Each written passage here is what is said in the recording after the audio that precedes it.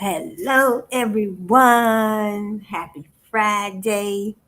Happy Friday, September the 8th, 2023. Happy Friday, everyone. Welcome to Cooking with Olukanga and Cheryl.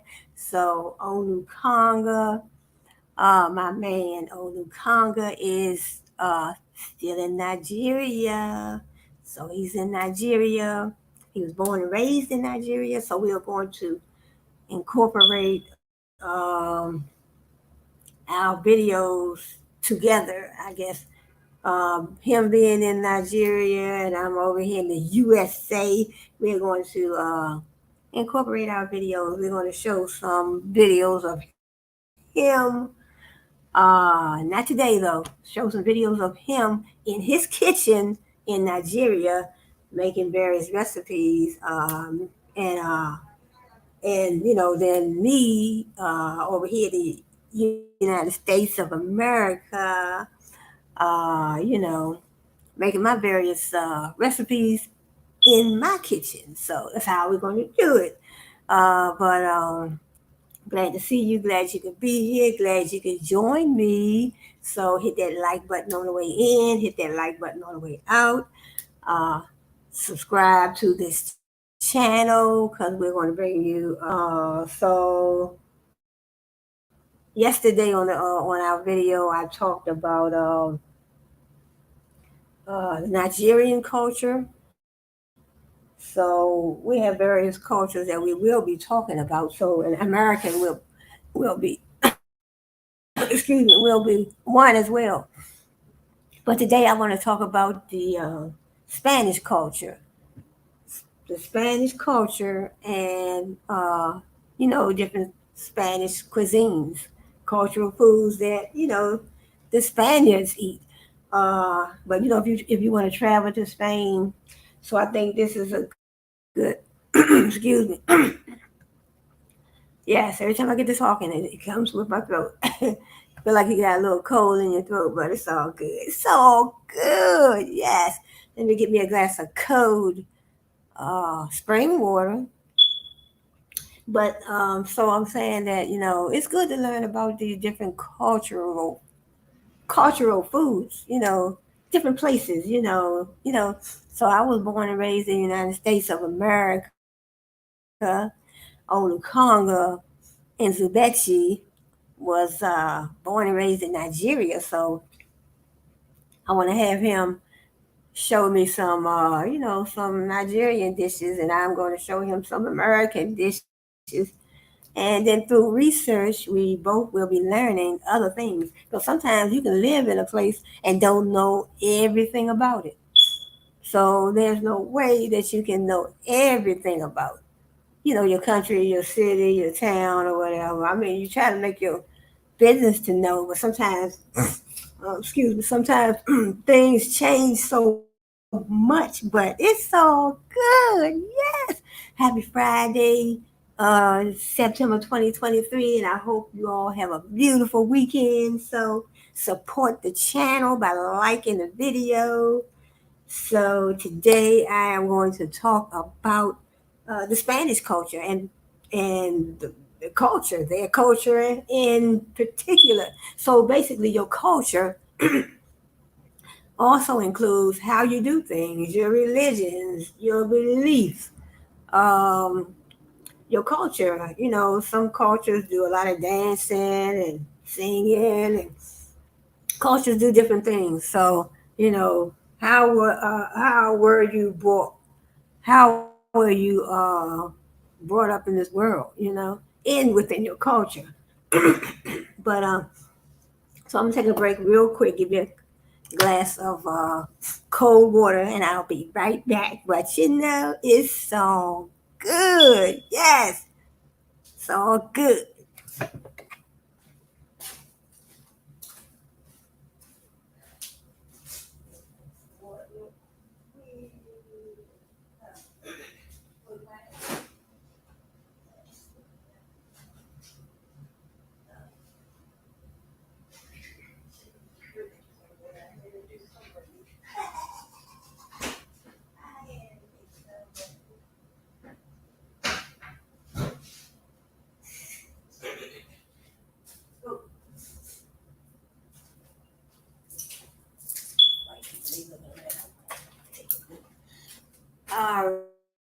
Right, y'all, I'm back. So I just had to step to the kitchen and get something to drink.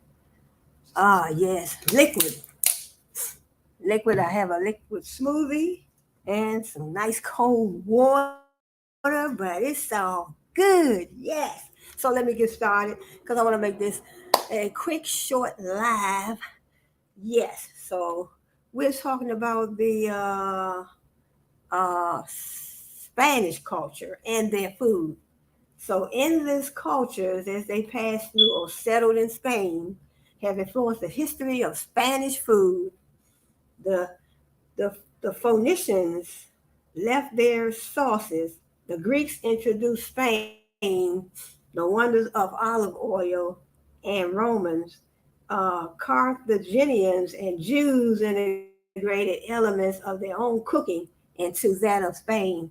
So what they're saying is that first of all, other cultures, different cultures that passed through and settled in Spain, they were influenced. They have influenced the history of Spanish food. In other words, other cultures passing through Spain, they influenced the history of Spanish food. So I guess they incorporated some of those cultures that passed through. Incorporated some of those cultures within the Spanish culture.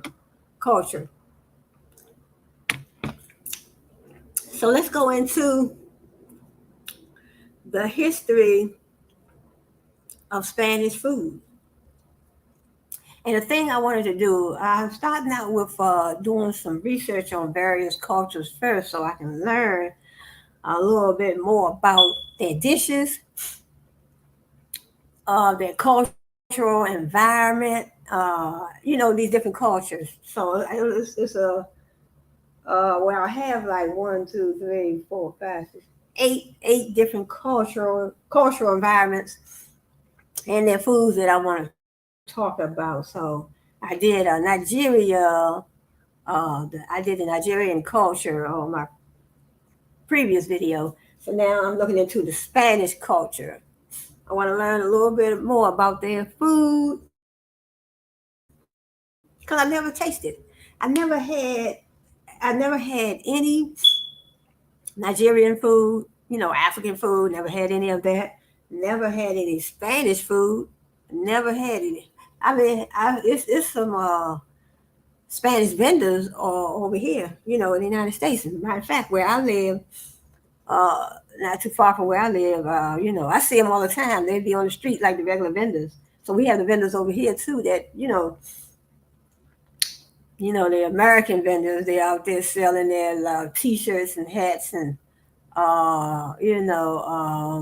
they sell all kinds of stuff, books and whatever they have, clothes and whatever, beautiful things, nice things. So we have the American culture, cultural people, I guess I would say, and then also we have the Spanish cultural people.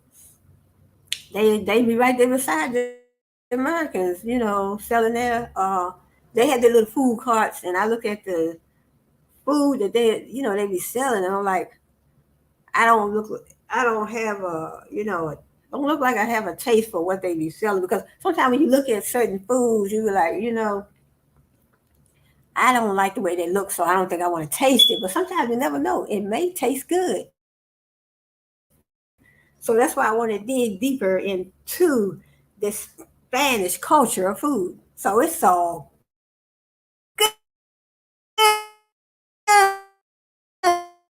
good, yes. So thanks for joining me and Olukonga. It's Friday morning, taking care of the family. So he will be showing up on some of our videos. Yes. So my man Olukonga and Zubechi. Yes. So hello to you. Hello to everyone. So like I said, these vendors on the street, Spanish cultural, or just say Spanish vendors, but they are unleashing their culture by what they are selling because they are selling something totally different from the American vendors. See, the American vendors, Well, I haven't seen any American vendors. Well, I mean, we do have the food trucks. We have the American vendors, and I assume there might be some other cultures that's selling in those, those food trucks. But I know I've seen some Americans. They sell their, on the food truck, they may sell the hot dogs, hamburgers, or whatnot, whatever, French fries or hash smokes, whatever. I don't know if they sell any salads or things like that, but I haven't really purchased a whole lot of items or foods, a whole lot of different foods from these food trucks. But I know I have purchased in the past. I think probably like maybe a hot dog or two and some French fries, some potato chips, maybe something to drink. Other than that, I don't purchase from the food trucks.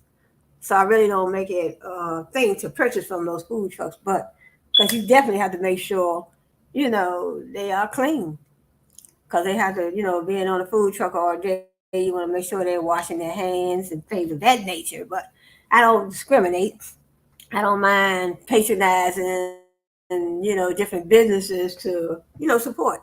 Nothing wrong with supporting. So if I'm out in the street and I'm shopping, and sometimes I will stop. I'll get something. If I don't get the food, I can always just get a drink and some chips or, something like that, a pack of cookies or something. I support that way.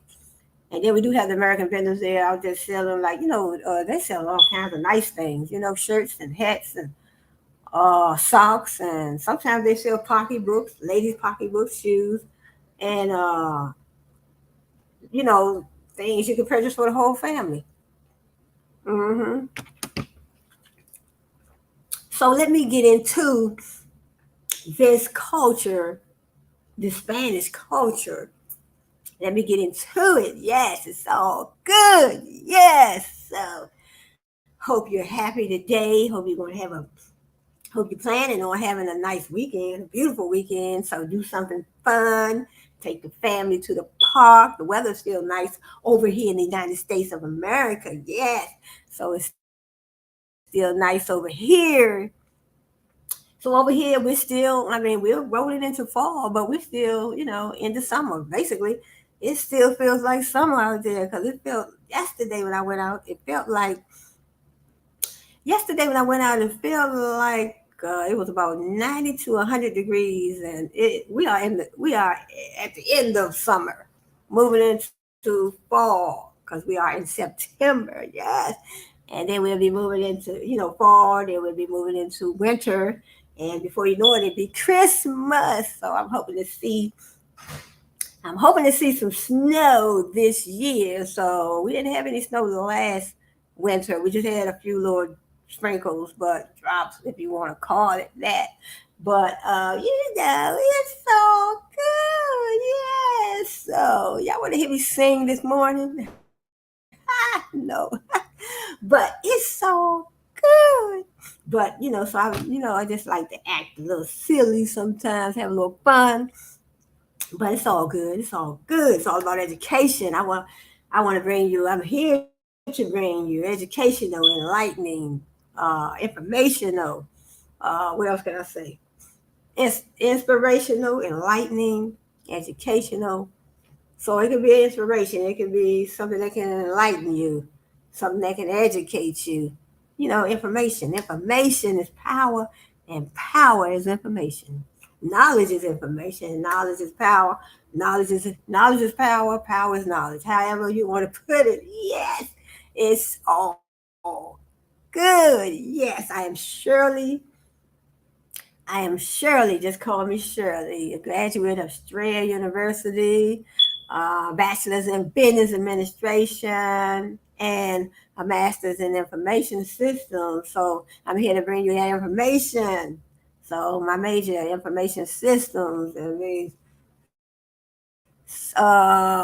incorporating those different systems within the organization that can bring you information. It doesn't have to be technology. Technology is, I guess I would say, one aspect, one source. Technology is one source of one source of a venue. It's a venue basically that can bring that information in. to your organization, to your company, even into your home. But so technology is one source. There are other ways that you can get information, is what I'm saying. So information can come from word of mouth. You could be talking to a friend. You could be talking to a friend, and they can bring you. You could be talking about something that you may not even know about, and that friend could relay certain information to you, and so that's information as well. So that's information that's not coming from technology. So if you get my picture, so information comes from all sources. So that was my major, Strayer University, right over here in the United States of America. So proud of my education that I got down Strayer University, but it's so good. Yes. So we have a lot of other universities over here in the United States of America, but I'm not familiar with a lot of them. I know they do have a Howard University, American University, we have different colleges, so there's a whole lot of other universities. But I chose Strayer University, and they also have the University of the District of Columbia. They call it UDC. So I did attend that university for a while before I transferred to Strayer University. So it's all good. Education is education. If you can get that, if you can get that degree, then I say go ahead and get it. If God allows you to get it, you're blessed to be able to get your college degree, then I say go ahead and get it. Yes, I said go ahead and get it. And so that's what I did. I always, to, I always wanted to get my college degree. So I did it, it took a lot of studying. So it took a lot of studying. So I was down Strayer University for 6 years. Yeah, can you imagine 6 years? Because I had to do the bachelor's, which was 4 years, and then I did the master's, which was 2 years. So that's 6 years. Imagine 6 years inside the class. Nowadays you have online. No, I went to class for 6 years. I didn't do any online at Strayer University. hmm So we had beautiful, wonderful professors, very smart, and they stood behind us and they sure they enforced the fact that go home and read, do your homework, come back. You have to stand in front of the class and do your presentation. So we always had to do, just imagine 6 years of presentations.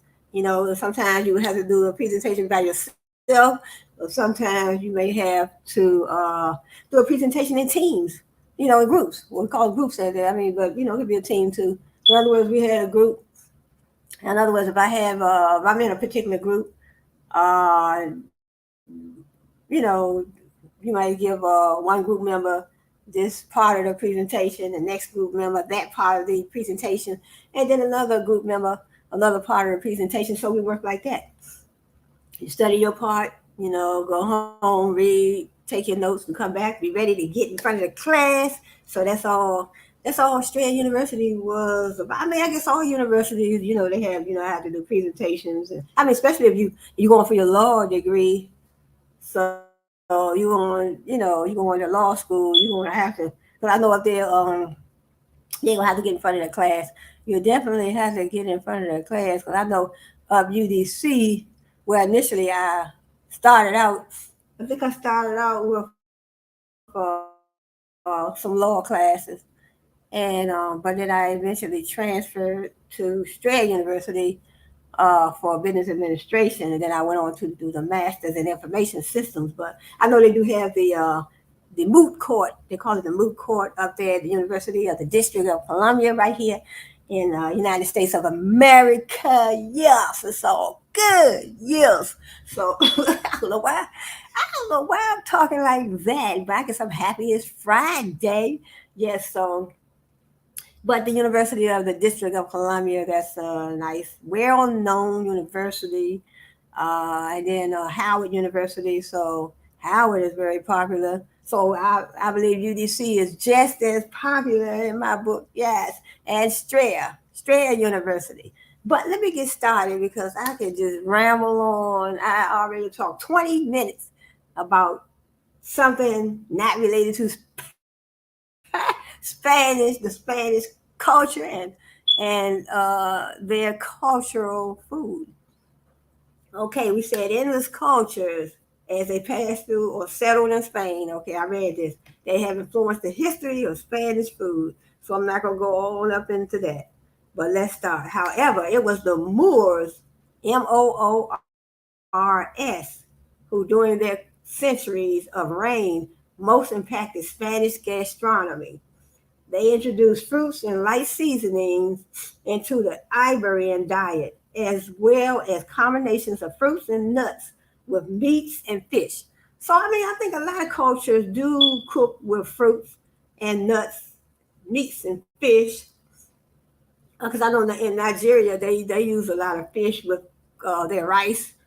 Uh, yes, they'll have because my friend Onukanga, sometimes when I talk to him, we talk through WhatsApp a lot. And I do see him in the kitchen cooking certain things. And I always ask, what are you cooking, baby? And he said, well, I'm cooking some rice. And what are you going to put in it? And he said, oh, I'm going to put some fish in it and some kind of sauce, some type of sauce he usually makes. So rice, a genuine staple of Spanish gastronomy, and is a staple of rice is definitely a staple in the Nigerian culture as well. Yes, it's so good. Yes. So let me stop talking like that. But it's all good. Hope you all have a nice Friday. Hope you have a beautiful weekend. Much love and blessings to me, you, and everyone, to my international subscribers, my international, subscribers, and those that like these videos, um, global my global subscribers, or I mean, you don't even have to subscribe; just like the video, just watch the video, give the channel a chance. So I'm trying to bring educational, enlightening, inspirational, informational, definitely content to my cooking channel, as well as we want to cook some different cultural, I guess, dishes, cuisine. So let me go on. It says rice, a genuine staple of Spanish gastronomy, and therefore Spain's vast array of rice dishes comes straight from the Moors, as does the use of saffron, cinnamon, and nutmeg. I don't know what saffron is, but we do over here in the United States use cinnamon and nutmeg. So I usually use cinnamon, like I make French toast. I may use my cinnamon, my egg, and my milk, mix it in a bowl, and then just dip the bread in there. Make sure the pan is hot. Flip it over on both sides till both sides brown. So I know my friend was like, Cheryl, you could buy French toast from the store. I said, yeah, but I like to make my own. I like to just put, a little milk in a bowl, put an egg in a bowl, and sprinkle some cinnamon in a bowl, stir it up, and then you just dip your bread in on both sides so they can soak up the milk, eggs, and cinnamon on both sides while your pan is getting hot. And then you dip the bread. You put the bread on a frying pan, because the pan should be hot. That's what I do. I put a little margarine in the bottom of my pan. I don't like to use a whole lot of grease. Just a little margarine, just a little bit in the bottom of the pan. Put your bread, that you already dipped in your cinnamon, eggs, and milk, you know, and then let it brown on both sides, and that's your friend. That's your I call it French toast. So it says they introduced fruits and so where no, well, no, I didn't stop right there. I stopped at nutmeg. As you eat gazpacho on a hot summer day, thank this clearly gastronomically talented Moorish culture. So the Moorish culture, let me write that down because I never even heard of that. Moorish culture. So let me move on. So it says, as it too comes straight from them. Conclusion. Ironically enough, the foods we consider to be typically Spanish will either not exist or will be extremely different without the intervention of so many cultures into the history of Spanish food. So in other words, they're saying that all these different cultures, by them passing through Spain, they influenced the Spanish culture. So in other words, I guess the Spanish culture, when they began to make their different foods and stuff, they looked at the other cultures that passed through and some of the ingredients that they used and some of the foods that they cooked. So they incorporated it into their Spanish cultural meals, I guess I would say. The America's impact on the history of Spanish food. It said, along with its obvious historical impact, along with its obvious historical impact, the discovery of Americas with Christopher Columbus, famous was America's with Christopher Columbus, famous 1492 voyage. Yeah, so he discovered America 1492, resulting in the addition of more important elements to the history of Spanish food. As of 1520, foods from the new lands arrived in Spain and immediately began to integrate themselves into the Spanish diet. Amongst the many products that crossed the Atlantic and arrived on Spanish turf, tomatoes, vanilla, chocolate, various beans, and potatoes, which surprisingly arrived in Spain before arriving in Ireland, are all staples of today's Spanish kitchen. So this was a little short article, but more about Spanish food. So let's look into a few of these Spanish recipes. So now let me go to so in other words, Christopher Columbus, when he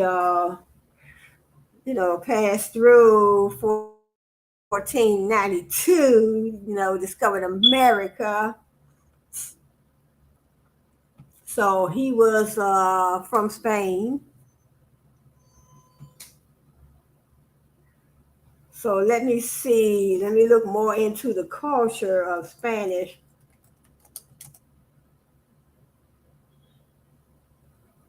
Culture of Spanish food.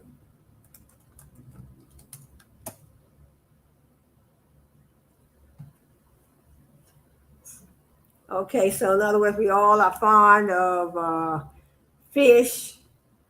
I don't know about shellfish, but fish.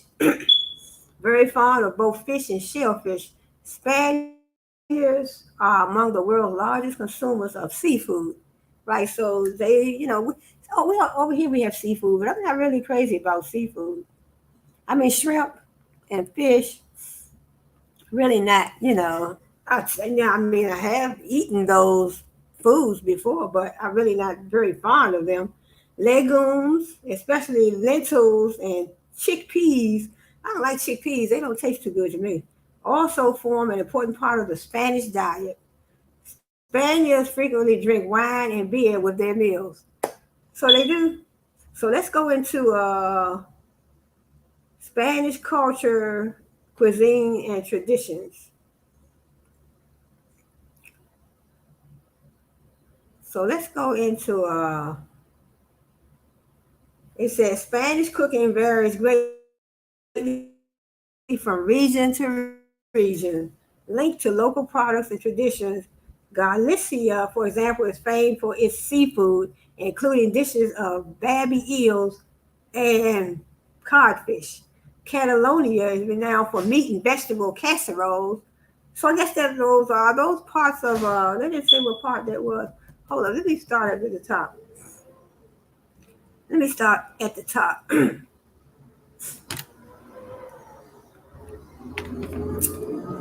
Because I want to know what part of Spain, that I'm going to be talking about.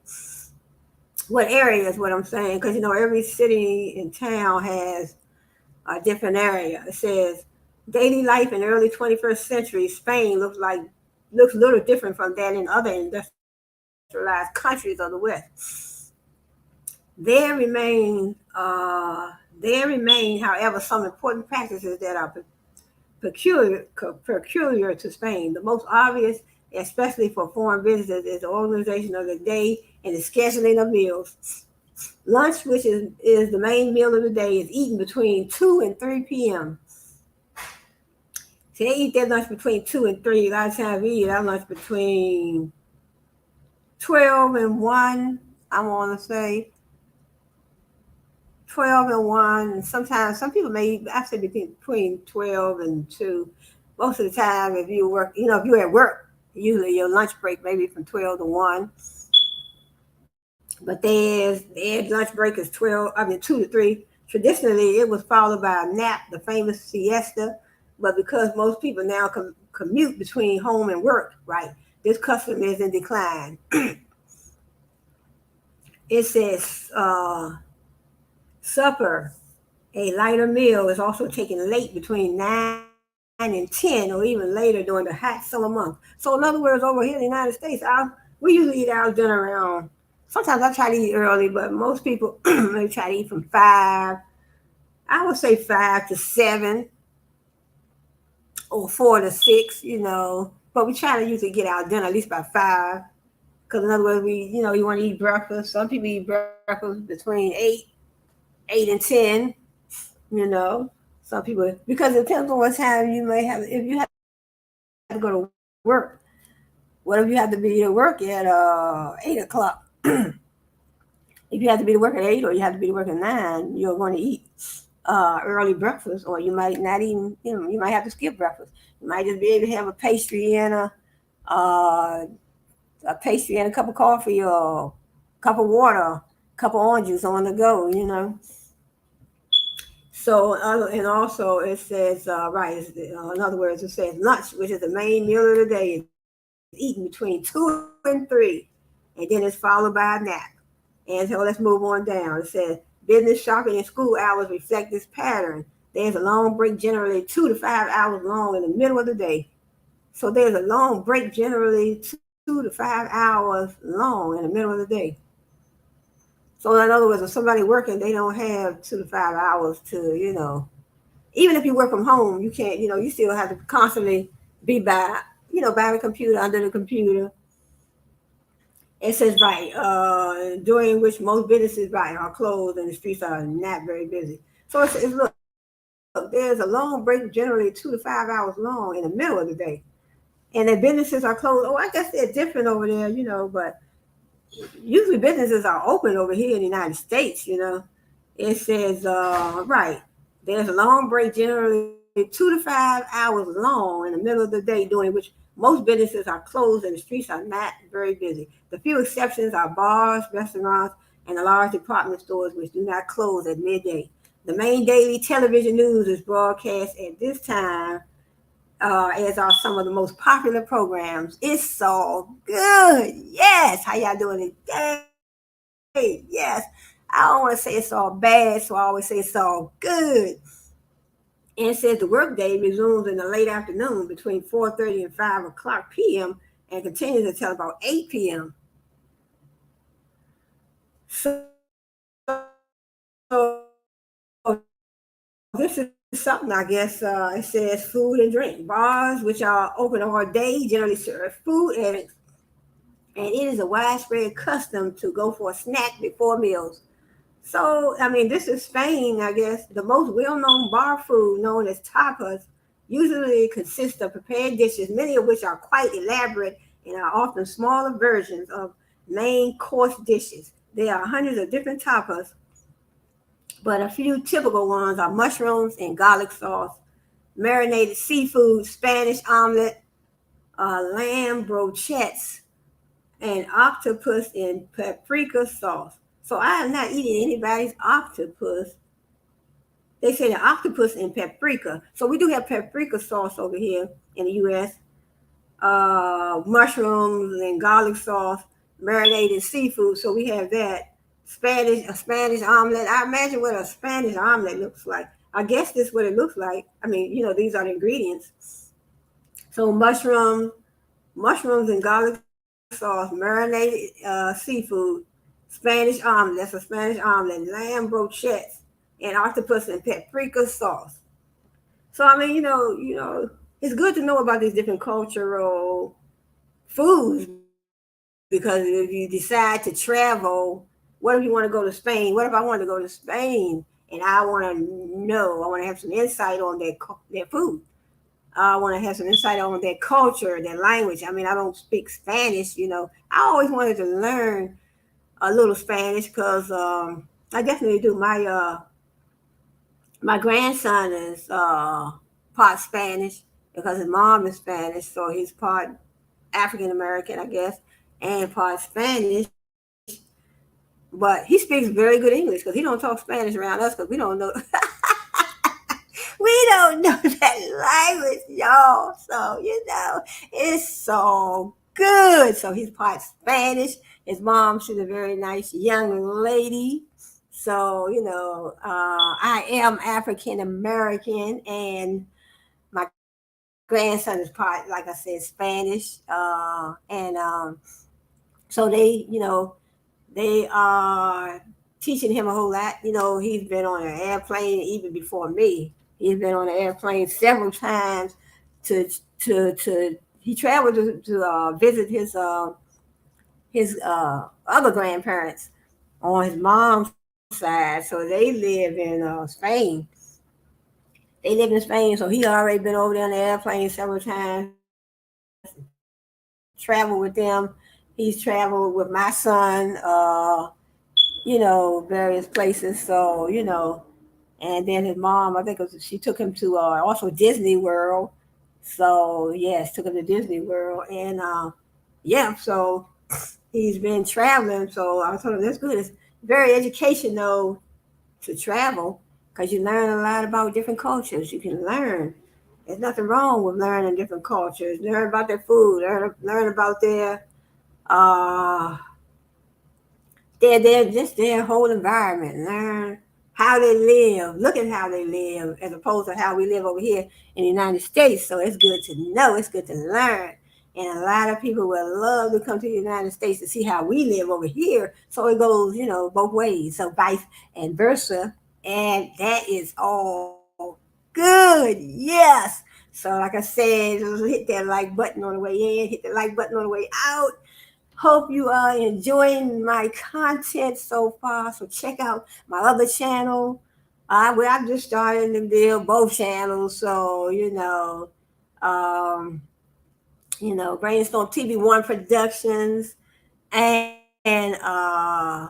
Cooking with Onukanga and Cheryl. So my man Onukanga is going to help me with both my channels, help me bring in the content, So, subscribe to the channel or even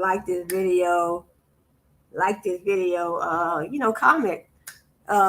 Comment, give me some ideas on some different topics on either channel. So I don't mind doing a little research, So let me move right along. But it's so good. Yes. So thanks for joining me. Glad to see you. Glad you could be here. Come back again. So when it comes to business, you want the customer to come back. So, what are you doing to make the customer want to come back? Create good content.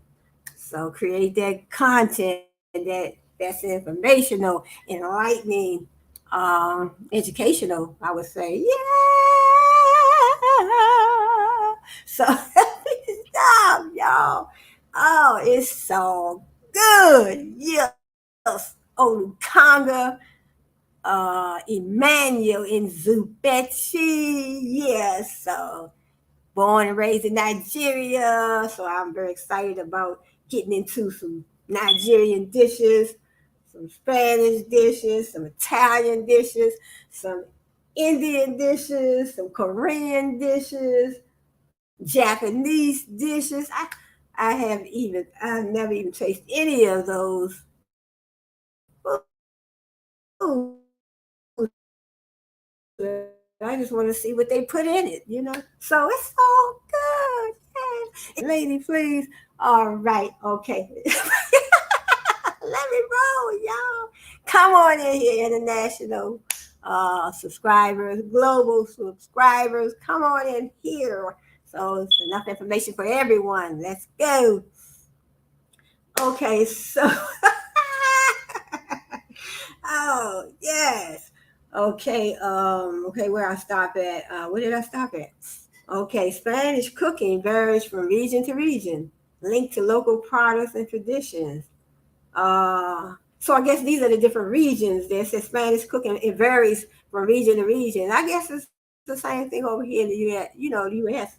So we have Galicia, for example, is famed for its seafood, including dishes of baby eels. Oh my goodness, baby eels and Vizcayan style codfish. Then we have Catalonia is renowned for meat and vegetable casseroles. Oh, I don't eat a whole lot of meats, but I would love to try some vegetable casseroles without the meat. And Valencia is the homeland of paella, a rice dish made with seafood, meats, and vegetables. From Andalusia comes gazpacho. I'm not good with words, especially if they're not from the English language, because I never heard of this word. Okay, from Andalusia comes gazpacho, a delicious cold soup made of tomatoes, garlic, and cucumber, while the cattle-producing region of Castle boasts succulent roast and air-dried hams. Air-dried hams. What? Ain't that something? I've never even seen an air-dried ham. I know we have air fryers over here, but I'm thinking, can you put it in the air fryer? So excuse me, y'all. Excuse me. Both succulent roast and air-dried hams. So I'm thinking, oh, do you just put it outside and let it air out, or just put it on a plate and let it air out? Don't put no top on it. So I don't know. But Spanish food is frequently thought to be very spicy. You hear that? Spanish food is very spicy. Yes, it's all good. So, yeah, Spanish food is frequently thought to be very spicy, but apart from a few dishes that contain small amounts of a mild chili pepper, pig, the most piquant ingredient in general use is paprika. So we have paprika over here. I usually use I use it on various meals that I cook, like when I make my potato salad. I haven't made any in a while because I try to lay off a lot of potatoes and breads and meats. You try to keep your weight down.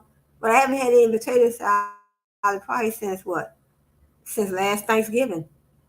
And Thanksgiving is coming around again, so that's probably the only time I really cook. Make a little bit of potato salad because, so dried ham. So Spanish food, like I said, is frequently thought to be very spicy. But apart from a few dishes that contain small amounts of a mild chili pepper, the most the most piquant ingredient in general use is paprika. Otherwise, dishes are likely to be flavored with such spices as tarragon and saffron. So I need to write that down because I want to look them words up. Tarra.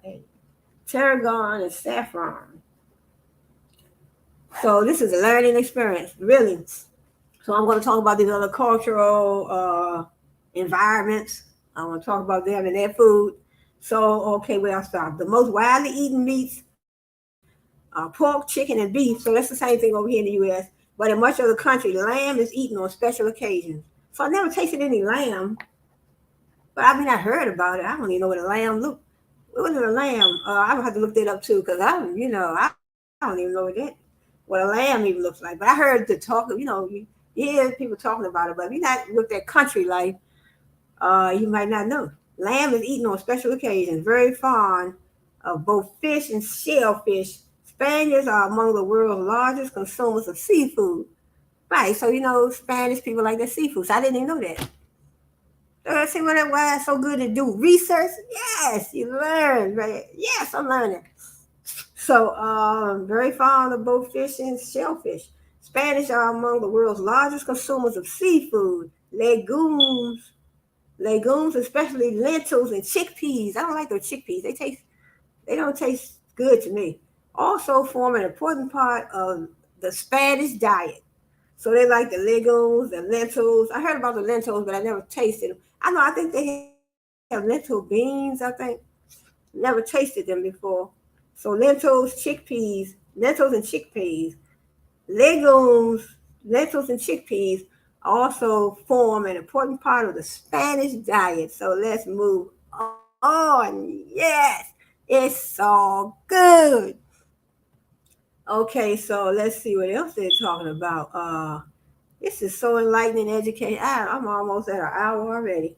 Spanish frequently, they frequently drink wine. I didn't even know that. Spaniards frequently drink wine and beer with their meals. Really? Some people over here in the U.S. do that too as well, but I don't. Yeah, some of us do the same thing. I have seen people that have cook their dinner and then they have a little wine or a little beer. So don't let it be football season because that would be a time. hmm Football season, basketball season. So then they crack open the little Super Bowl parties. They had their food, and they might have some beer and wine. So I mean that's nothing out of the ordinary. Okay, yes. They also commonly drink bottled mineral water. Yes, I don't like the mineral water. I don't like the mineral water. I couldn't even hardly say it. Mineral water. Come on, get it together, girl. Yes, it's all good. I like the spring water. I usually get the alkaline and the electrolytes water. So I usually get that. To me, it tastes better to me. Even though in most parts of the country, the tap water is perfectly safe. At breakfast and after meals, strong coffee is the almost universal drink. Right. I don't like the strong coffee. I drink coffee every now and then, but I have to put my little, what you call it, French vanilla. I put my French vanilla in my little coffee, and you don't even need no sugar because the French vanilla gives you a little sweet taste with your coffee. So I don't like mine strong and black. I like my French vanilla, the cream, the coffee cream. But it's all good, however you like it. So however you like it, whatever you do is your choice.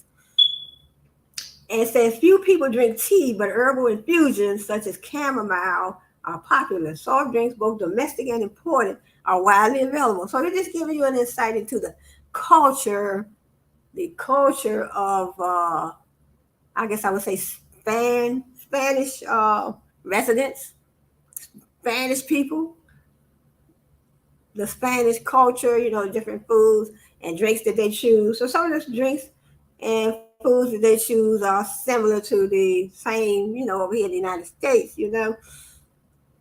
It says often eaten in the morning, purchased from street vendors or local coffee bars, and eaten on the way to work or school are churros. So I'm writing some of these names down. So churros, this is the Spanish.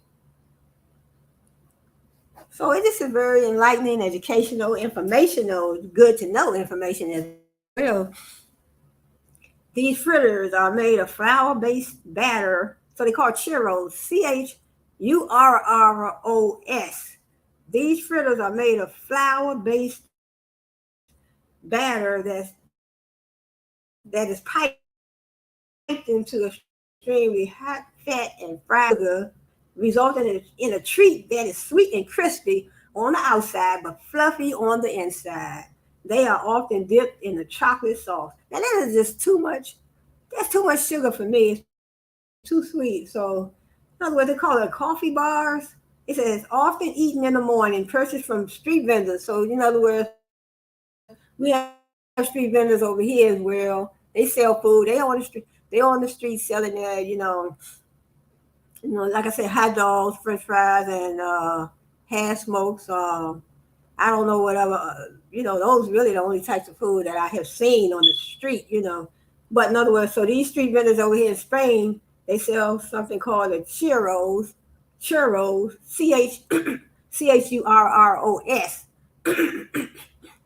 All right, let me give me a little of the smoothie. Mm-hmm. They're so good, nutritional. Yes, so let's move on. These fritters are made of flour-based batter. So you got your flour-based batter, almost like you're making your cookies, your donuts and stuff, your cake. So we do have that over here too, but we don't call them churros. Uh, it says these fritters are made of flour-based batter that is piped into extremely hot fat and fried,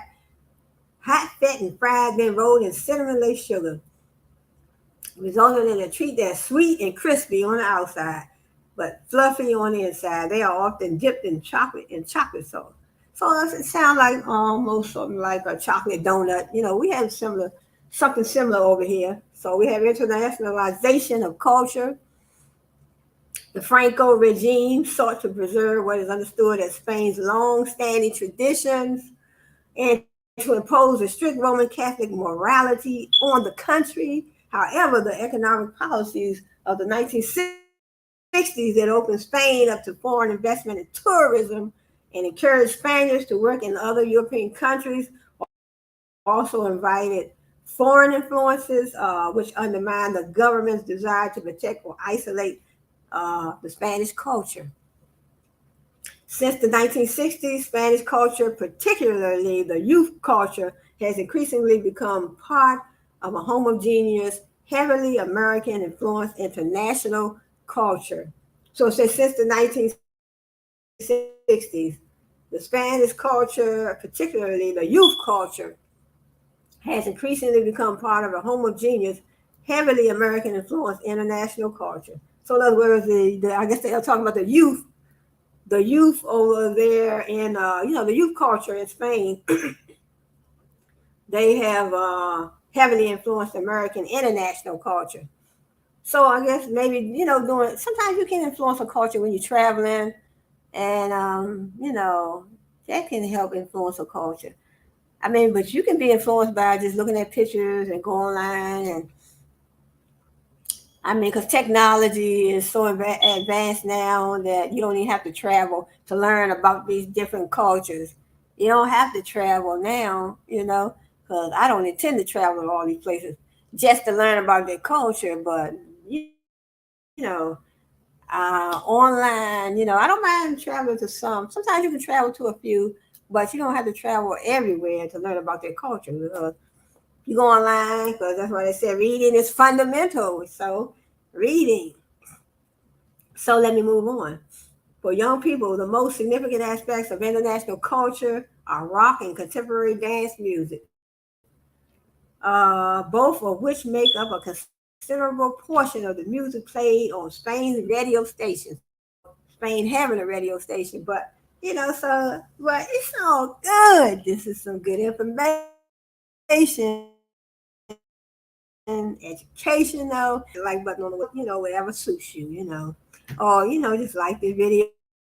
If you don't, just look at the video, observe and look, and so it's all good. Do what you want, do what's best for you, for real. Yes. So let's move on. Beginning with the Beatles in the 1960s, many leading foreign rock groups have given concerts in Spain's major cities. So they're dealing with the music now. So we talked about the food, the culture, the food. We talked about the culture. We talked about the food, the different dishes in Spain. Um, in the 1990s, dance clubs on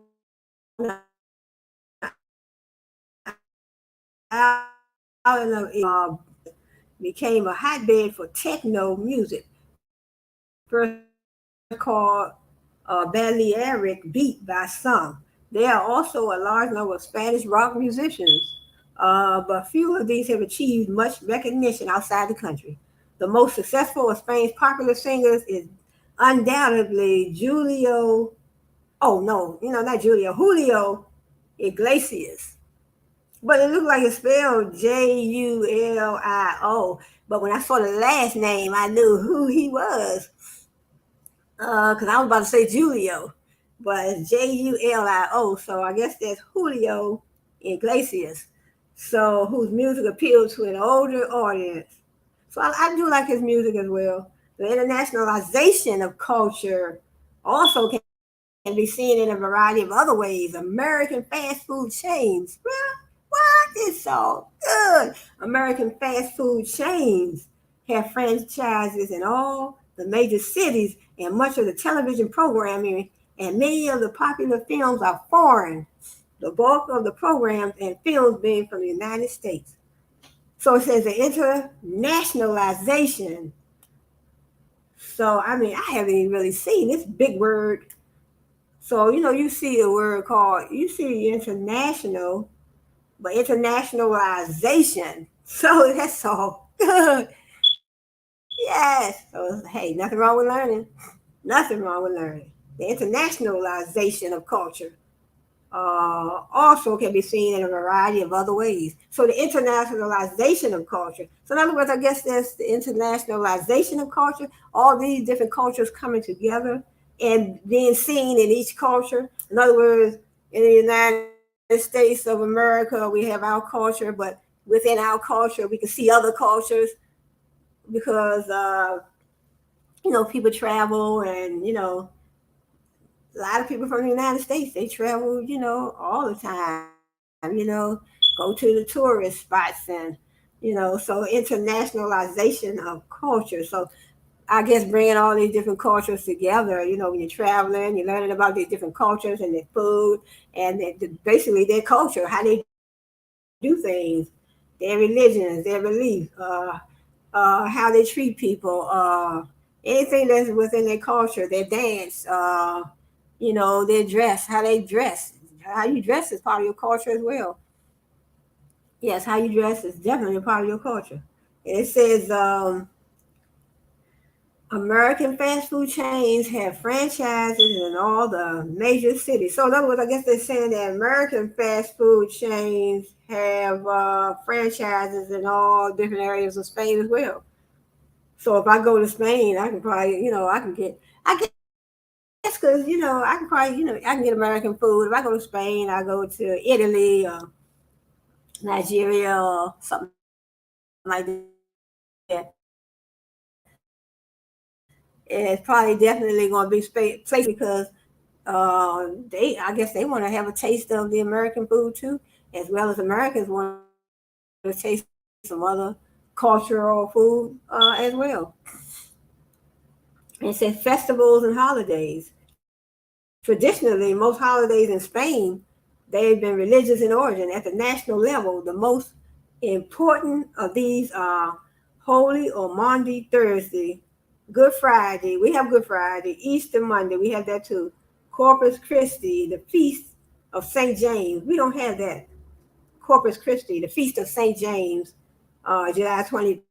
That's July 25th over there, and All Saints Day, November the 1st.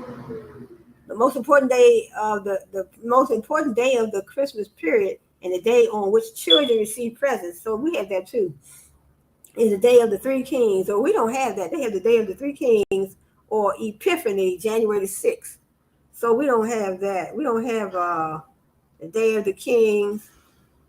And I don't think we have All Saints Day. They have All Saints Day November the 1st. And they have the day of the Three Kings or Epiphany, January the 6th. By contrast, non-religious civic holidays have been relatively insignificant. The Franco regime declared July the 18th, the day on which the Spanish Civil War began, a national holiday, but that was abandoned after the demise of the regime. Since 1978, the official national holiday has been Constitution Day, December 6th. Catalonia and the Basque Country have their own official national holidays, and each of the autonomous communities celebrates itself with a regional holiday. And also it says one important holiday, one important holiday is both religious and civic. October the 12th is the day of the Virgin of El Pilar, and also the day on which the discovery of America is celebrated, a counterpart to the celebration of Columbus Day in the United States. Right. We do celebrate Columbus Day over here. It has been called at different times the day of the race and Hispanic Day. So they say one important holiday is both religious and civic. October the 12th, they call it the Day of the Virgin of El. I guess that's El Pillar, and also the day of which on which the discovery of America is celebrated. That's October the 12th. So they're celebrating the day Christopher Columbus discovered America in the United States. So that day we discover, that day we celebrate when we celebrate Columbus Day. In other words, they're celebrating October 12th. They're celebrating that as the Virgin of Eli I guess Pillar, and they call it the day on which the discovery of America is celebrated. Also, every village and town has its own annual holiday fiesta, and these are probably the most important holidays in the daily lives of the Spanish people. These holidays are religious in origin, honoring the local patron saint or the Virgin Mary, but the religious component is often much less important than the dancing and bullfights that take place. Really? They still have dancing and bullfights over here? We don't have nothing like that over here in the U.S. Dancing and bullfights. Oh wow. Some people have gotten hurt though from the bullfights. These holidays are religious in origin, honoring the local patron saint or the Virgin Mary, but the religious component is often much less important than the dancing and bullfights that take place. Some of these celebrations, such as the Fiesta de San Fermin and Pamplona, uh, with its famous running of the bulls, the Sevilla Fair, and the Fallas of Valencia have become internationally famous and have turned into major tourist attractions. Right, like I said, a lot of things over here in these other countries, these other cultures, sometimes, other countries and other cultures want to see this. So it turns into a tourist I guess, tourist attractions, as they say. A thoroughly secular, unique festival is held in the little town of Bunal, near Valencia, where each August thousands of residents and visitors gather to hurl tomatoes at one another. What? Really, the festival called La Samatina began as a symbolic repudiation of harsh rule during the Franco era. It now celebrates the summer tomato harvest, but it is also a fine excuse to drink red wine, eat paella, and enjoy one another's company. I want to try that paella. It seems the way they keep talking about it sounds like it tastes real good. Mm-hmm. I did write it down too. Uh, Spain has a long, varied, and distinguished artistic heritage. So I'm not going to get into too much of this. It's a long article. So then you have, I want to go back to the culture and the food because I'm already at an hour. Spain has a long, varied, and distinguished artistic heritage, which includes some of the most important figures in the Western cultural tradition. So, or then they have music. Spain's contributions to world culture are many, but none has been so universally well accepted as its musical heritage, especially that of music performed on stringed instruments. So stringed instruments like the guitars and the violin. They say the guitar, the violin is a harpsichord string. I know the guitar and the violin, but they may just be talking about the guitar. Noteworthy Spanish composers include Ferdinando Sor, 1776, 1839, Isaac Albeniz, Enrique Granados, Manuel de Falla, and Joaquin Rodrigo, all of whom drew heavily on popular and regional music for their inspiration. Gypsy, folk instrument to a staple of symphonies. The guitar moved from Rome, folk instrument to a staple of symphonies from Spain. From Spain have come such masters as Manitas de Plata, and Andres Segovia, and countless flamenco, and classical artists of great distinction. The flamenco tradition, derived from a marriage of Arabic and Spanish folk songs, carried over into southern Spain's unique rock Andaluz movement of the 1970s and 80s.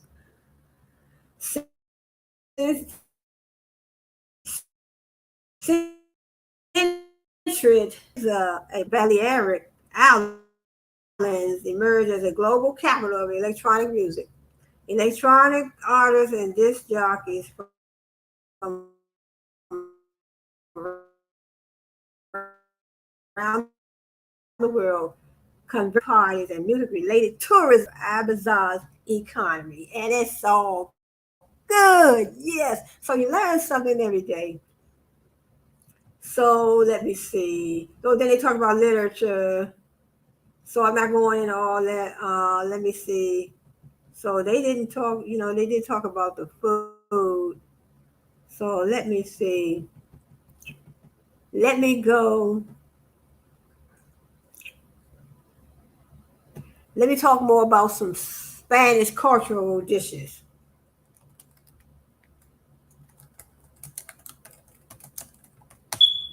Let's talk about some Spanish cultural dishes.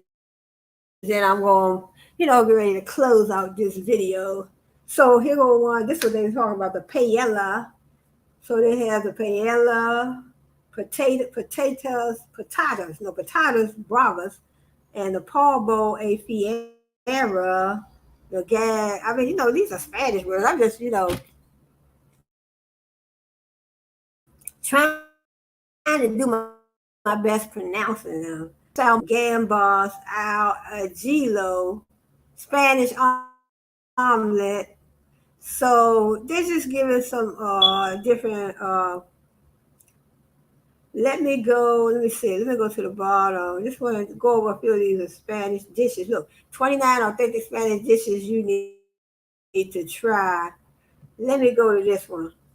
29 authentic Spanish dishes you need to try. So this represents the culture of the Spanish. While the cuisine of Spain may not be as well known stateside as that of its European cousins, Italy and France. So did I do France? I don't even think I put France on it. Italy on my list. Okay, so let's go. Let's go. Yes, it's all good. Yes, happy to see you all. Happy to have you here. Hit the like button. Hit that like button. Hit that like button. Hit the subscribe button. Like this video. Like this video. Yeah, that's so good. So I'm just having a little funny day Friday. Glad to see you. Come on in here, international subscribers, global subscribers. Come on in here. Get this content. Learn about these different cultures. Learn about the information that I want to bring to my channel. Cheryl. Yes, Cheryl. Onukanga and Cheryl. Yes. Cooking with Onukanga and Cheryl Nzubechi. Yes. So, like I said, Onukanga is back over there in Nigeria. Yes, so you'll get to hear from him on some of our videos, I guess, representing our channel. So he's born and raised in Nigeria, and he's going to give us an insight on different foods over there in Nigeria, different recipes that we can try. I definitely want to try. I know his sister said that she will help me learn some of these, some of those, I guess, Nigerian dishes. So it's so good. Yes. So let me keep it moving. Okay. The essence of Spanish cooking technique is taking the fabulous ingredients the country produces, such as its vibrant olive oil, fresh seafood, juicy tomatoes, world-class ham, and simple, yummy dishes. Simple, yummy dishes. When the products you're working with are as good as those available to Spanish cooks, doing too much to them is unnecessary and even disrespectful. So that's what they're saying. It's kind of a misnomer, misnomer. It's kind of a misnomer. Never even seen that word before. Misnomer. Misnomer.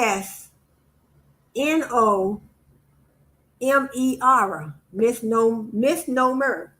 To say that there, I don't even know if that word is even in a dictionary, but I can find out.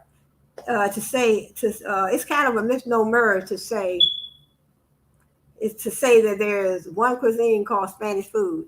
As we dive into this list, you'll notice that many of these dishes come from distinct areas within Spain, including the Andalusia, Galicia, Catalonia, and Basque regions. Although it's hard to capture the breadth of Spanish regional cuisine in any form shorter than a book, these 20 dishes might be considered the greatest hits.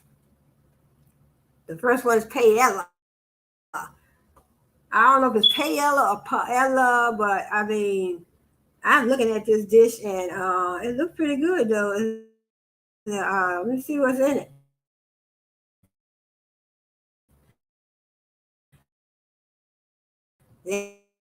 Let's dive paella. Yes, welcome, y'all. Come on in here, my international subscribers like this video, global subscribers, domestic subscribers like the video. Yes, come on here. Oh,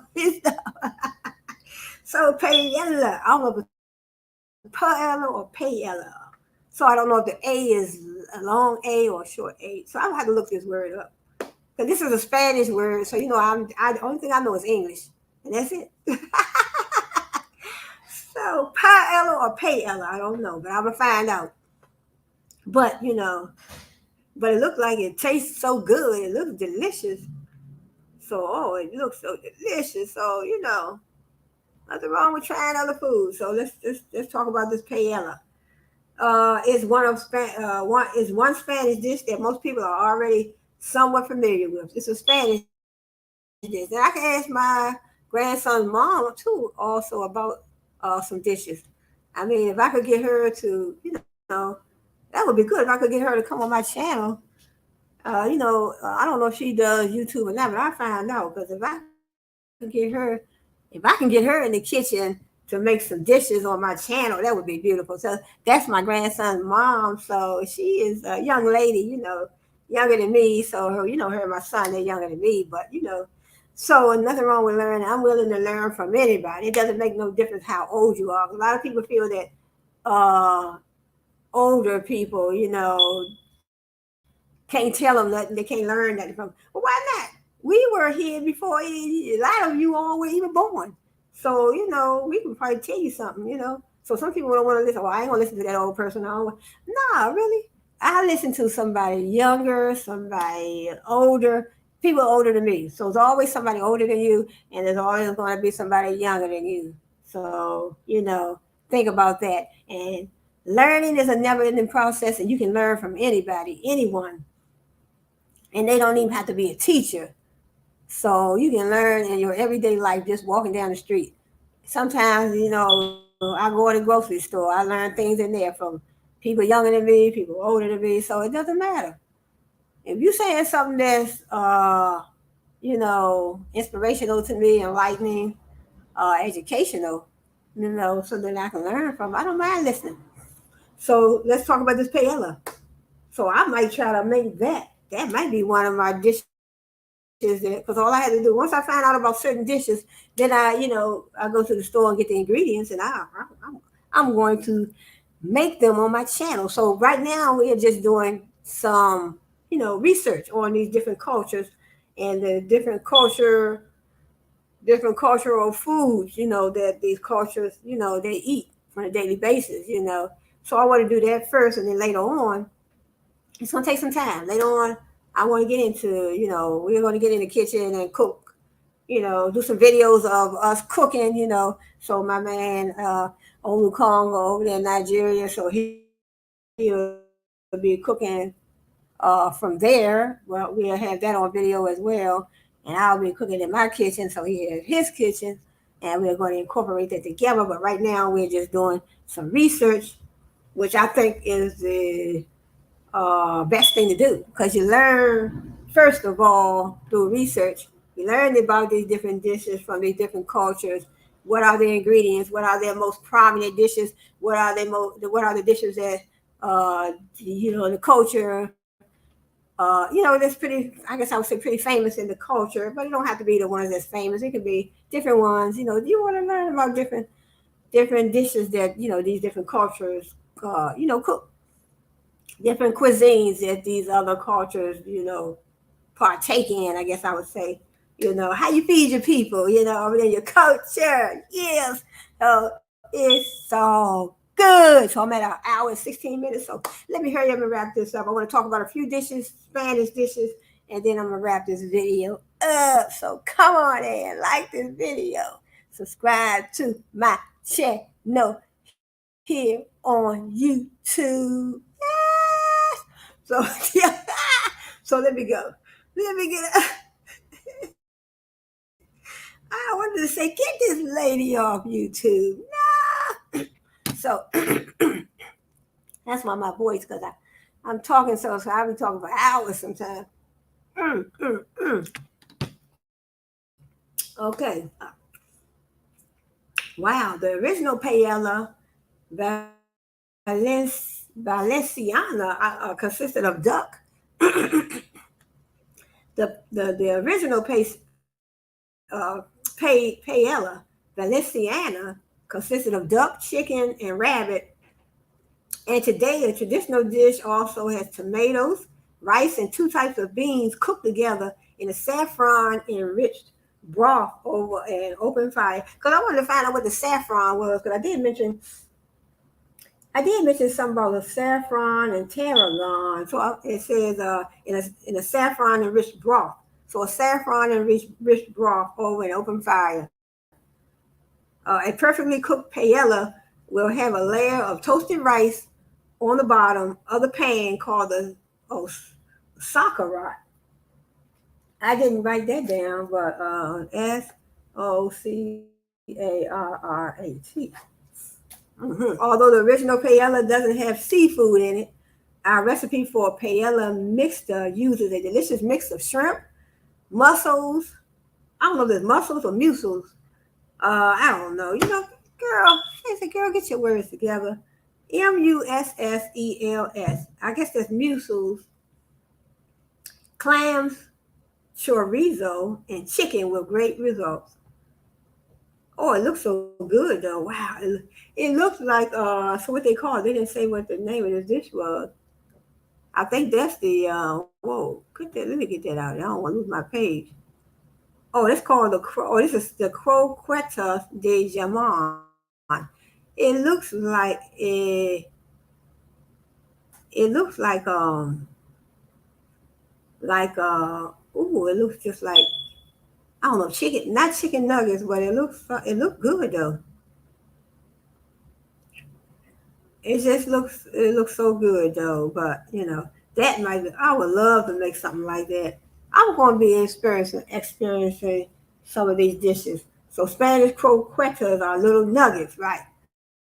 I said it's like chicken nuggets, but they're not flat like chicken nuggets. They look like little chicken nuggets, but they look like they have something inside of them, and they look so delicious. See, Spanish croquetas are little nuggets of thick bechamel sauce studded with some kind of protein, breaded and then deep fried. They can be flavored with different meats, including, like I was saying, flavored with different meats inside, including salt, cod, chicken, or the non-traditional but delicious choice of bacon. So I don't eat too much bacon, so I wouldn't put bacon in mine. Sometimes you can substitute certain things for other things when you don't eat a certain thing. I don't eat a lot of bacon. I really haven't cooked bacon in years, because sometimes I like to lay off the lot of greasy foods. So it says they can be flavored. So they call it the Spanish croquetas. They look like little nuggets. So like I said, they have protein. I wish they stop with these pop-ups. Getting in my way, I can't see my words. So Spanish croquetas are little nuggets of thick thick bechamel sauce studded with some kind of protein, breaded and then deep fried. They can be flavored with different meats, including salt cod chicken, or the non-traditional but delicious choice of bacon, apple, and onions that we have a recipe for. However, if you ask us, the ultimate Spanish croqueta is filled with jamon serrano. It's the perfect combination of creamy bechamel, crispy fried coating, right? It looks crispy fried, and salty, savory ham. So I will probably not put no ham in mine. But I guess you have to make the dish. You have to put the ingredients that, the real ingredients, the right ingredients that go in that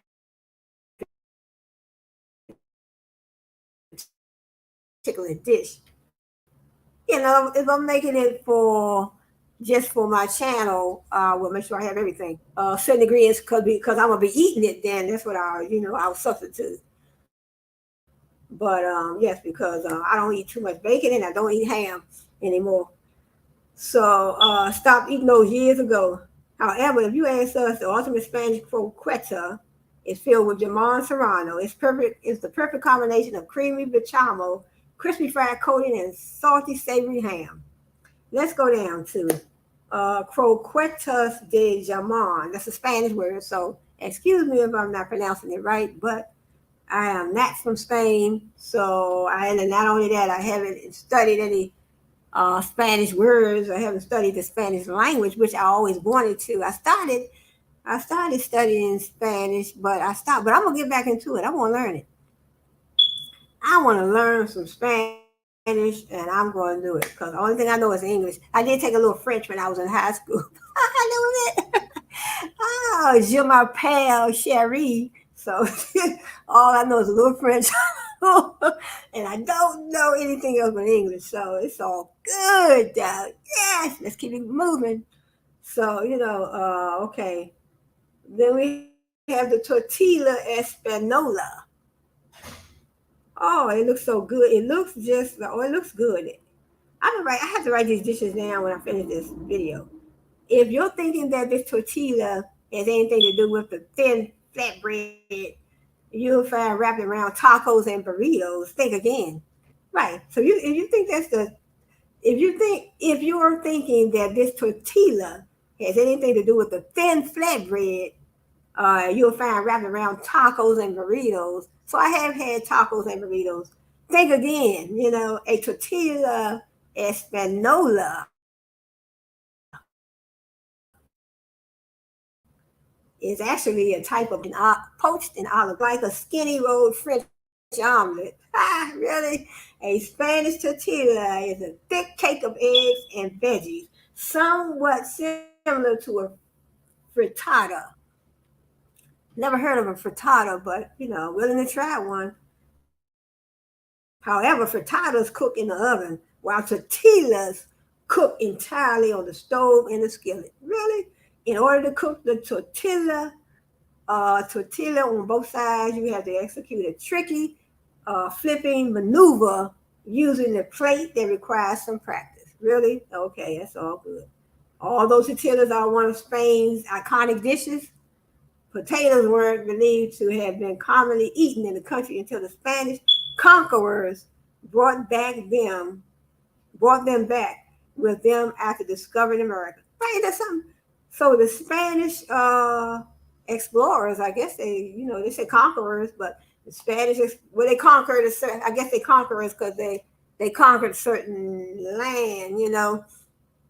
So it says, although tortillas are one of Spain's iconic dishes, potatoes weren't believed to have been commonly eaten in the country until the Spanish conquerors brought them back with them after discovering America. So they said Christopher Columbus discovered America in 1492. Yes, it's so good. It's all good. So they didn't know about potatoes. That's what they're saying. They didn't know about potatoes. They brought them back. It says some of Spain's iconic dishes. Although tortillas are one of Spain's iconic dishes, potatoes weren't believed to have been commonly eaten. So they didn't start eating potatoes in Spain until the Spanish conquerors brought them back after they discovered America. So That's something good to know, Or sometimes we could know things, but we've been so far relieved or gone, I guess, of high school, So some things we might have been taught, but a lot of times, you might not remember everything from high school. Depends on how long ago it's been. So the Spanish conquerors, they brought back these potatoes, and then they started eating them over in Spain. And said that the country wasn't well known for eating these potatoes until the Spanish conquerors brought them back to Spain after they had discovered America. So let's move on. And the New World crop was initially used as livestock fodder. In fact, potatoes didn't become popular as a food for humans until the 1800s. Really? Potatoes didn't become popular until the 1800s. And so now, potatoes, I know these grocery chains, these stores, these businesses have definitely made a lot of money on potatoes because you can fry them, you can bake them, you can mix them in different foods, different cuisines, different cultures use them in different ways. So the potato has seen a lot of activity. Yes. So in other words, they said, in fact, potatoes didn't become popular as food for humans until the 1800s, which is when the first written record of the tortilla espanola appears. And then we have the migas, migas. Migas is like a tortilla, and it's a word that refers to different foods depending on whether you're in Mexico or Spain. The Mexican version of migas cooks fried corn tortillas, pieces, veggies, and eggs together into a hearty breakfast. The Spanish version is conceptually similar in that it combines little pieces of bread with miscellaneous ingredients to make a tasty hash, but it's quite different when you get into the specifics. So let's go into something else called a Pintoxus, Pintxos. So I don't think you can put a X in front of an O. It says Pintxos. So the X must be silent, I guess. So I don't know. I've never seen a word where the X goes in front of an O. I mean, you have Pintxos, but I don't know how to pronounce it. But I'm gonna go with Pintox. It say Pintox, unless they spell it wrong on here, but I'll find out later. Yeah, Pintox is a word that really refers to a variety of dishes in the Basque region where the word originates. It's used to describe any small dish eaten as a snack with wine. Any small dish eaten with a snack with wine. Or any small dish eaten as a snack with wine. In the rest of Spain, where such snacks are generically called tapas, pintos are specifically the kind of tapa that is served on the skewer. You know, Despite the vagueness that surrounds what counts as a pintox, there are some classics that appear frequently. Many types of pintox center around various kinds of pickles and preserved food arranged together on skewers. So let me move on down to the morcilla. Oh no, the morcilla looks like a black sausage or brown sausage. You know how we get the Jimmy Dean sausages long, and that's what it looked like. Morcilla is a type of sausage made from pig's blood and ground pork. Oh, oh no, no. Oh no, it's so good. No, it's all good for someone else to eat it, but not me. The morcilla. Let me write that down. Morcilla. So it's a sausage. Well, I heard too much sausage is not good for you. It's a sausage that's made of pig's blood and ground. Why would you want to eat some pig's blood? Oh my God. Oh no, no thank you. And ground pork.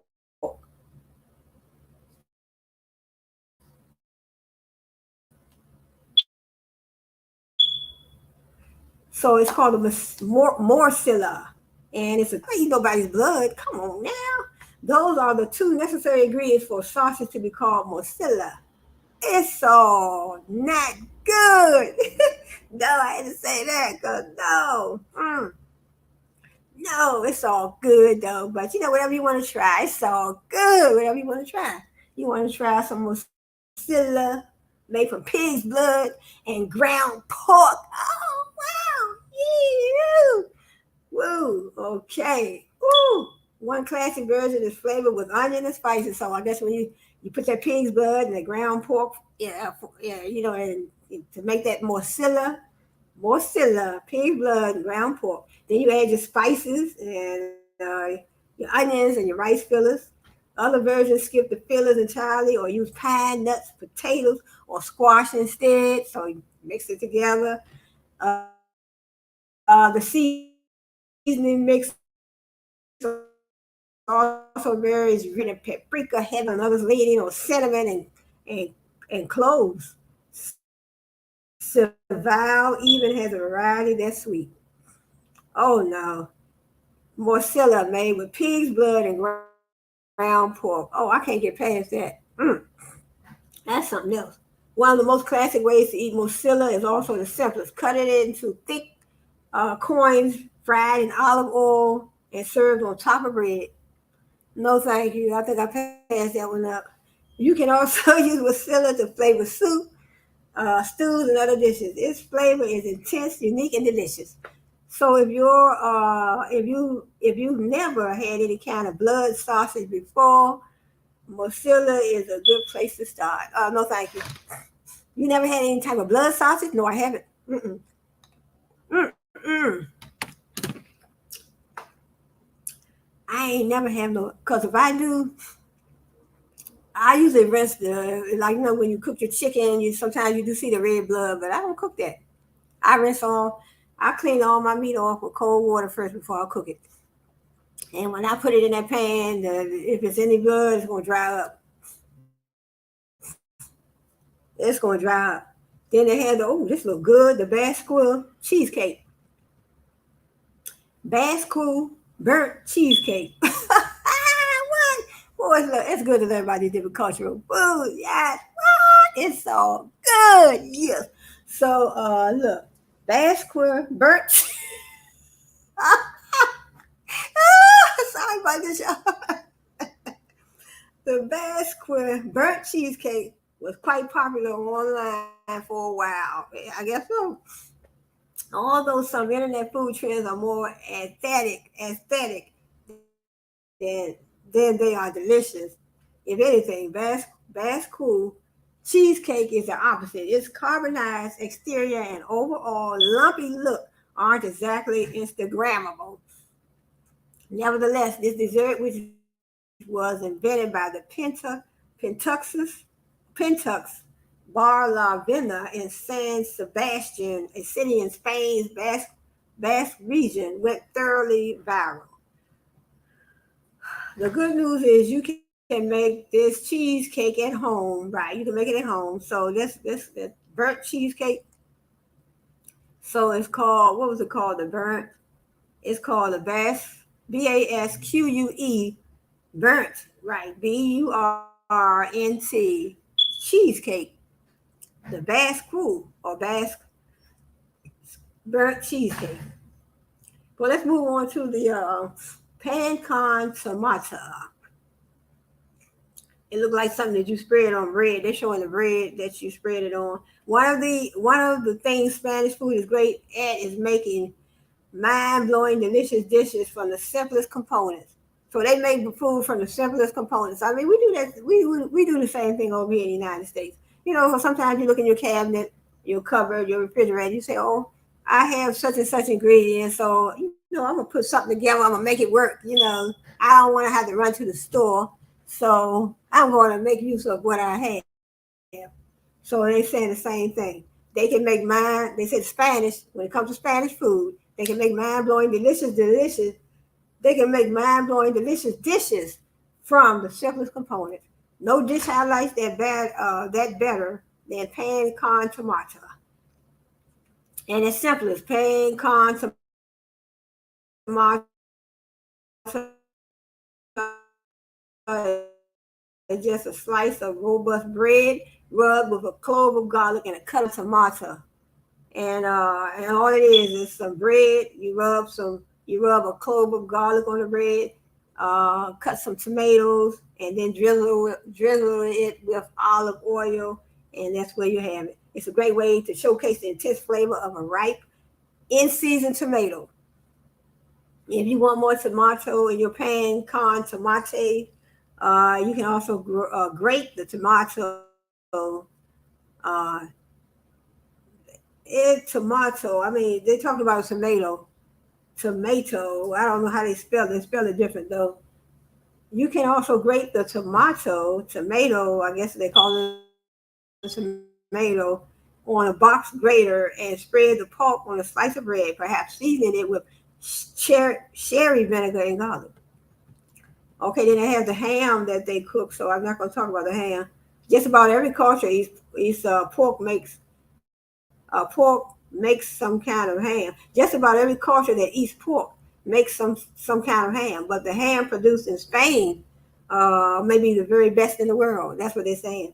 Both major types of Spanish ham, the Iberico and Serrano, are made using the same basic process, coating fresh pork in salt, then hanging it to cure. So let me move on. Oh, then they have some other dish called the boquerones and vinaigrette. So that is the Spanish. Oh, that's Spanish for anchovies. But they call it the boquerones is Spanish for anchovies. If the only anchovies you've ever had are the tiny brown salt cured variety found on American pizza, you should try Spanish style anchovies sometimes. Yes, while they eat the small salt cured ones in Spain as well. Fresh anchovies are also quite popular. Fresh anchovies, but they have a different word for it. You can even find dishes that combine both salted and fresh anchovy fillets for a double dose of fishy uh, umami. Umami. Fresh anchovies are larger and meatier than what you might be used to do, and don't have the intense salt kick that the preserved ones do. So let's move on. Let's see what other dishes they have. They have something called the Tarta de Santiago. It looks like a cake. Yeah, that's what it is, a cake. The Tarta de Santiago is a traditional cake that has been eaten for centuries and features a dense texture and lemon flavor. In honor of the Feast of St. James, plenty of this cake is consumed in honor of the late saint. Although it's a religious holiday that draws thousands of pilgrims from around the world, it's also a big party with lots of revelry drinking and eating. In addition to the Tarta de Santiago, it's also traditional to eat oysters and scallops during the festivities. So, in other words, over in Spanish, like the Nigerians, they do have a lot of festivities, parties, and stuff. hmm Celebrating different holidays and different days that they have. And then we have the Popo Gallego. Popo Gallego. So I don't know. This look like it looks like pineapple. Like when you take pineapples off the can, it says Popo Gallego is another Galician favorite, though now you can find it across Spain. So you can find it across Spain. It's called a Popo Gallego, and it says a spruce east recipe for this dish only has 5 ingredients.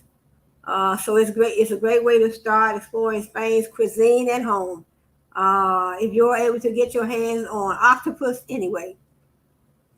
That's what it looked like. It looked like pineapple on the can, but they said it's octopus.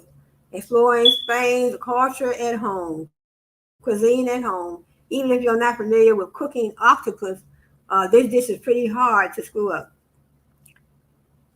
Oh, it's hard to screw up. To make it, you simply boil a whole octopus. What? It's so good. Yes. What? Have you ever boiled a whole octopus? Come on now. I'd be scared to cook a whole octopus. So if you want this dish right here, it says, look, to make it, you simply boil a whole octopus, until it's cooked through. I'd be afraid it might jump off the pot. But some people cook their own crabs, and they cook their crabs. I never cooked any crabs. If I go, over here in the United States, we go down to a place called the Wharf and get our crabs. So they do have restaurants that sell crabs, but they already cooked. Some people cook their own. They get a pot, and I was scared. I mean, I have kind of sympathy. I have sympathy for them, because I don't want to see crabs fighting for their last breath, and they in the pot trying to, so I can't, I don't want to see nothing like that. So I really don't even eat crabs like that, but I have tried them before, but I don't know, it's been some years. But to make it, you simply boil a whole octopus until it's cooked through. Unlike other seafood, like squid and shrimp, octopus tastes best when it's cooked for a long time. If it's not cooked long enough, you'll end up chewing on it forever. Depending on the size of the octopus, you'll probably have to boil it for at least an hour. Once the octopus is done, you slice it into bite-sized pieces and garnish it with boiled sliced potatoes, olive oil, salt, and paprika. Yeah, it's so good. Yes. So I have never even seen an octopus. Not really. I'm sure. I don't think I want to see one in my kitchen, really. But so to each his own. If you feel like you want to try that, I mean, it might taste good. Some people have tried. I mean, I guess I say this from a perspective, coming from a person that has eaten any octopus, never have cooked an octopus, and don't have no plans to cook it any. But just want to read some of these um you know, Spanish dishes, because it says 29 authentic Spanish dishes you need to try at least once. So that's the name of the article. So it says once the octopus is done, you slice it into bite-sized pieces, and then you add your potatoes, your olive oil, your salt, and your paprika. I guess you just season it like you season any other food, so you can get that taste. So food is nothing without the right seasoning, believe it. Even when you fry your chicken, you have to have your season, or your whatever kind of seasoning you use for your chicken, your buttermilk. Some people take it and dip theirs in buttermilk after they put all the seasoning on it. Dip it in the buttermilk, and then dip it in the flour and put it in the pan. So many different seasons people may use for their chicken. Some people take their chicken or any of their meats and season the meat down real good, put it in a plastic, your little Reynolds wrap bag, and then you know, let the ingredients marinate. So put it in the freezer overnight. Let all the ingredients marinate, and then take it out the next day, and then fry it or bake it, or however you want to cook your chicken. You want to make stew, you want to bake it, you want to fry it, you want to make chicken soup. And also it says, like so many simple Spanish dishes, this recipe relies on using the best possible ingredients. You need excellent olive oil and strong paprika to make pulpo gallego taste the way it should. So with pulpo gallego, you're cooking an octopus, and then you cooking it, you're boiling it, I guess, and then cook it for an hour, they say, and then you put your little olive oil on it, your seasoning, and you know, paprika or whatever you want to put on it, and season to taste. All your food should be seasoned to the right taste. So yes, it's so good. So all right, Olukanga, yes, and Cheryl, cooking with Olukanga and Cheryl.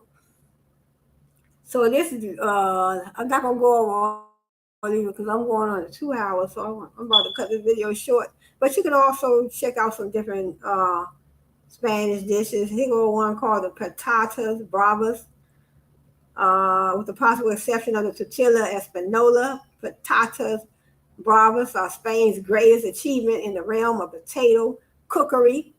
They're basically the country's version of a loaded French fry. Instead of long, thin slices of potatoes, as you would use for fries, you traditionally use use squarish chunks to make barbers. Yeah, so they use potatoes. They do. Yeah, they look like potatoes, but they're not cut like French fries. However, you would first fry the potatoes through on a skillet and later fry their exterior. If you want to be extra Spanish, you should use olive oil to fry the potatoes. So, and then they have this look like shrimp right here, gambas al ajillo.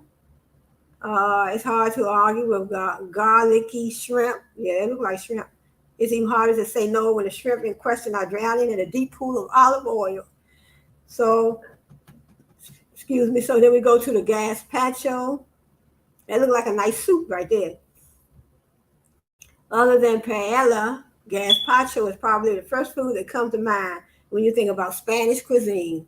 While in the U.S., you might immediately think of gazpacho as cold tomato soup. That's what it looks like. Tomatoes are actually not original to the dish.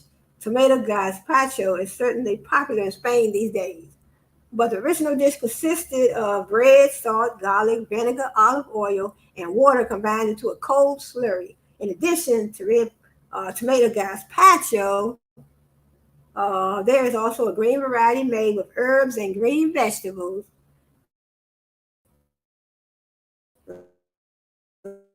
like peppers and lettuce. Oh no, it looks like onion rings inside some bread. It's called a bocadillo. It's just a Spanish sandwich. That's what it is. Bocadillo, a Spanish sandwich. They're generally made on a baguette-like type of bread called barra de pan. Although tasty in Spanish cuisine could become a bocadillo filling from a slice of tortilla to boquerones to fried calamari to thinly sliced jamon. So these words are really kicking my butt. Oh, it's so good though. So it says while taste atlas notes that sometimes the bread can be turned into pan con tomato. They don't say tomato, say tomato. Tomate. Tomato. Tomato. So it's like a tomato. And other toppings like cheese and olives can join the party. Oftentimes, barcadillas features just one filling put into bread with no condiments or other counterments. So let's move down to also they have what is this right here? Escalivada. So these are this type of topic, but I'm just doing my best. The word escalivada is Catalan for to roast the embers. Roast embers. So in other words, it refers to the roasted vegetables that are peeled and dressed with olive oil and sometimes sherry vinegar after they're done cooking. You can use any number of vegetables in this preparation, but eggplant, peppers, and onions are classic. So it's called the escalivada, and it's Catalan for the roast and the embers. And although it's made with cooked vegetables, it's usually served at room temperature like a salad. When prepared this way, the vegetables develop a silky, unctuous texture, particularly the eggplant. Then they had something called the, oh no, I wouldn't want, oh, this looks like a pizza that they made with long sausages on top and some long pickles. It's called a coca, C-O-C-A. A coca can be many different things, sweet or savory. But the basic formula of a coca is to top dough with something flavorful and bake it in the oven. It looks like a pizza. That's what it is. But that's what they call it. The basic formula of a coca is to top dough. In other words, you top some dough, flatten it out with something flavorful and bake it in the oven. The savory version is very similar to pizza. Yep. Mm-hmm. So I always wanted to make some homemade pizza, but it's all good. Yes, come on in here, everyone. Come and get this content. Yes, like this video. Let me move on. So it's similar to a pizza. This typical Typical toppings for savory concours include butterfara, caramelized onions, olives, and vaqueros. Unlike pizza, coca is generally served at room temperature instead of piping hot. So, right. And so I'm not going to talk about all these dishes. There's so many more. This one is, let me see what else there. Oh, we have the pisto, Pisto. That look like, like you open a can of soup. That's what that look like. Often compared to its ratatouille cousin in France. Pisto is a Spanish vegetable stew. That's what I said. It looks like a soup. It's made up of savory eggplant, a medley of green and red peppers, juicy tomatoes, and olive oil. So it does look like a soup. It's similar in origin to the paella. So we're talking about the paella at the beginning of this article. Pisto can be traced back to Spain's Moorish era when the recipe is thought to have been developed for the wedding of a Moorish princess in the coastal region of Mauricia. The magic happens in the broth, or rather the lack of thereof. Pisto's hearty stew consistency comes together with the generous glove of olive oil and the natural moisture in the vegetables that simmer low and slow until all their natural flavors ooze out. Enjoy pisto with slivers of manchego cheese on top. Everything is good with cheese on top at the end. You make a pizza, put cheese on top. You make a macaroni and cheese, put cheese on top. You make a lasagna, cheese on top. You make a salad, cheese on top. You make a sandwich, cheese on top. Everything's made with that cheese. Yes, it's all good. Yes. Mm-hmm. You serve it with fried eggs at breakfast or feast on it as a main course. Either way, you'll find it easy to see why this authentic Spanish dish is quite literally fit for royalty. Okay, so wow, this looks like some green peppers. So I'm gonna move on past that one. I think I'm gonna close out on this article, but there's some uh,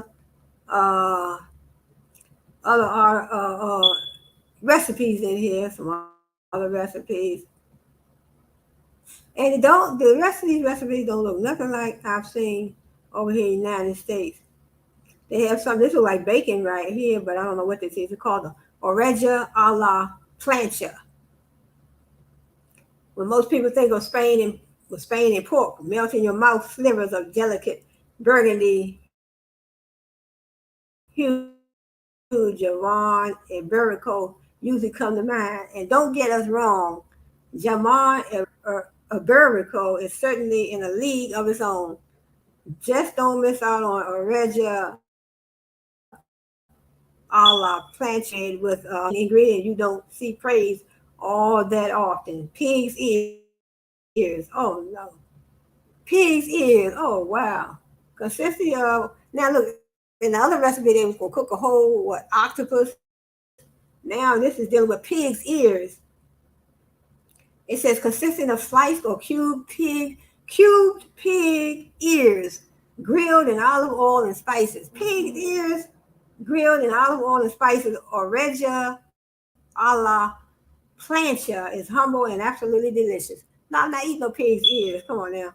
They are crunchy on the outside. Oh no. On this note, this is going to be the last one.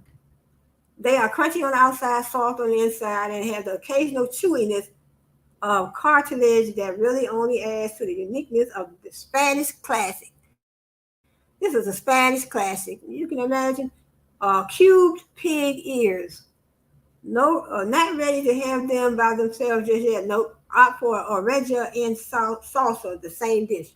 No, thank you.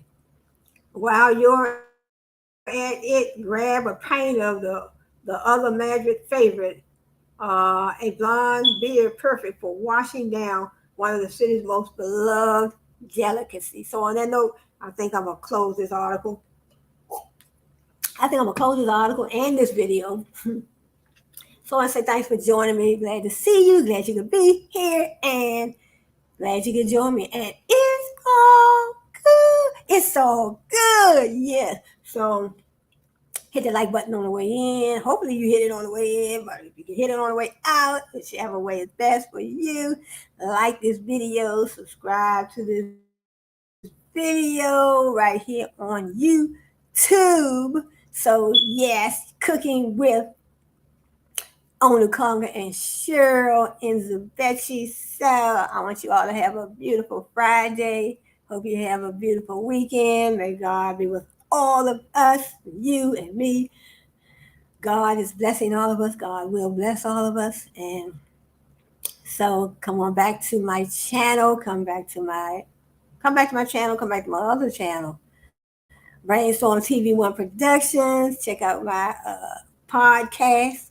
Brainstorm TV One Productions. Yes, so I'm gonna close out this video on Onukonga and Cheryl. Yes, so check us out on TikTok as well at Onukonga and Cheryl right here on TikTok. So it's all good. So I want to close out this video. Just want to say, have a nice Friday.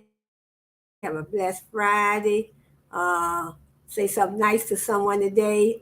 Inspire someone today. Enlighten someone today. Enlighten someone tomorrow. Inspire someone tomorrow. Be good to yourself. Be good to your family. Be good to someone else. And I want to say, hope to see you back here again. And so, you're cooking with Onukonga and Cheryl, and we out. So we out, and it's all good. Yes, we out. Onukonga and Cheryl, my Nigerian-born friend, and I'm American, United States of America, Nigeria. So he's Nigerian-born. So it's all good, and we'll see y'all in the next video. So have a good one.